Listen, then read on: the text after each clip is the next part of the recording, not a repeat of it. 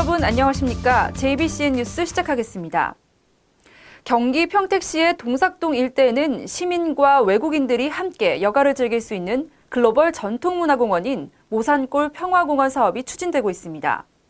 무려 471억 원이나 되는 예산이 투입되는 사업인데 하지만 5년이 지난 지금도 저수지 근처는 그 어떠한 것도 찾아볼 수 없는 황무지가 됐습니다. 이 때문에 기대를 했던 시민들은 건강한 여가는커녕 불편만 늘어나고 있습니다. 어찌된 영문인지 직접 살펴봤습니다.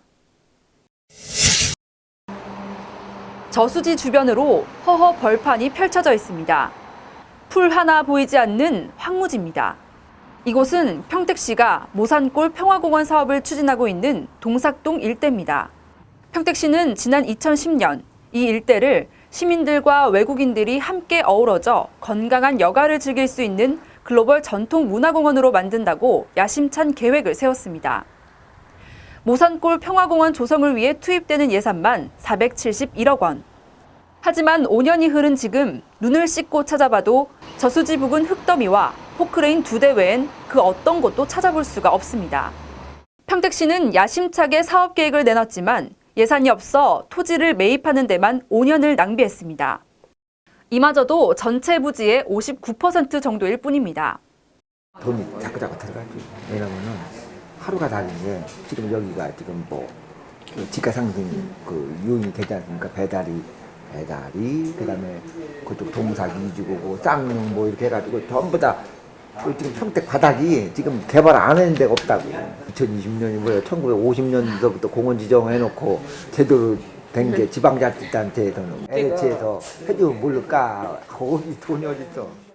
상황이 이렇다 보니 내년에 남은 토지 중 2만 제곱미터에 대해 토지 매입 추진 계획을 세웠지만 무산될 가능성이 높아졌습니다. 결국 돈이 없어 민간 개발업자에게 맡겨야 할 상황에 놓인 겁니다.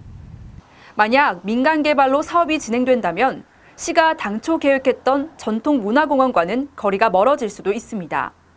아우 골 아프 죽었어. 이게 골 아프다고. 진짜 머리 아파. 아직은 이제 결정 안 돼. 왜냐면은 이게 골 아파요. 이렇게도 골 아프고. 왜냐면 지구단이나 민간 제한을 하게 되면은 5년, 10년 지나가는 거는 시군중 먹게 안 해요. 더욱이 평택시의 무책임한 행정으로 사업이 지지부진하자 인근 주민들의 불만도 높아지고 있습니다.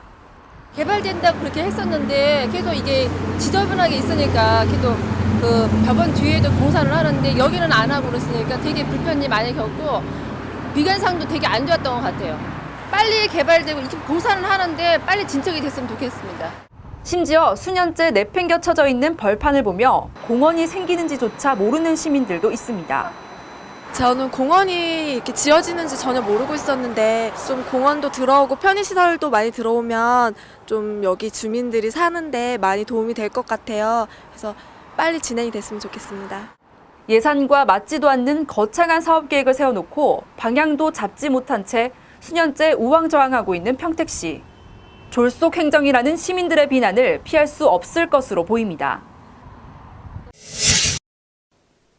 네, 다음 소식입니다.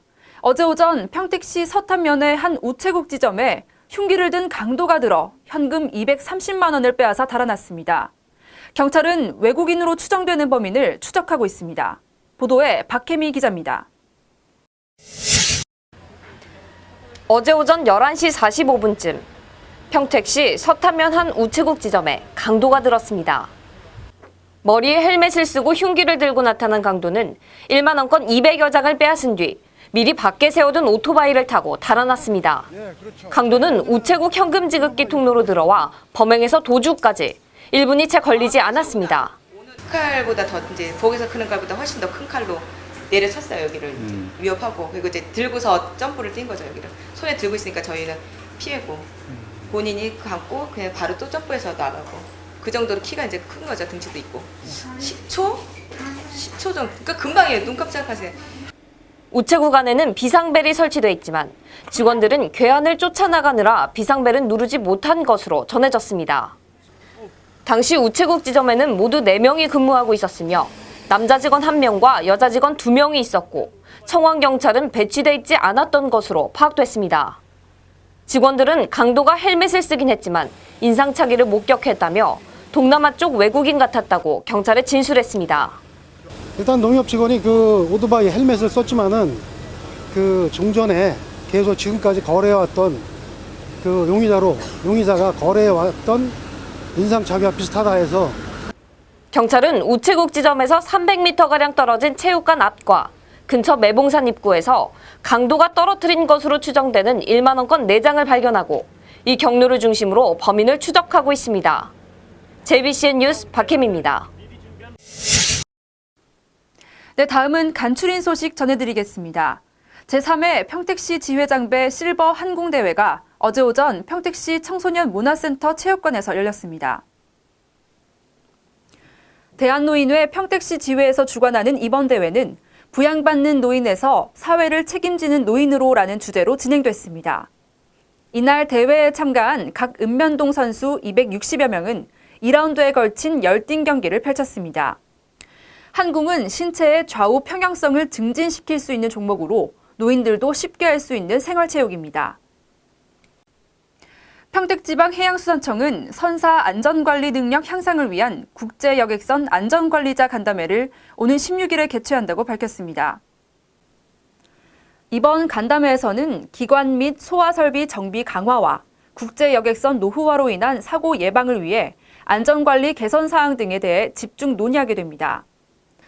평택지방해양수산청 관계자는 이번 간담회를 통해 여객선 사고 발생 시 신속하게 대응하고 비상연락체계를 강화할 계획이라고 밝혔습니다.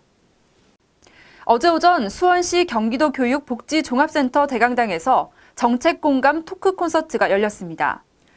이번 정책공감 토크 콘서트에서는 이재정 경기도 교육감이 참석해 수원 지역 학부모 대표 250여 명과 경기교육 정책과 의견을 나누며 직접 대화하는 시간을 가졌습니다. 이 교육감은 이날 자리에서 교육은 성장이다. 변화를 만들어가는 과정이 교육자의 책임이며 학부모와 함께 고민하고 만들어가자고 말했습니다. 네, 어제에 이어 오늘도 일교차 큰 날씨가 계속되겠습니다.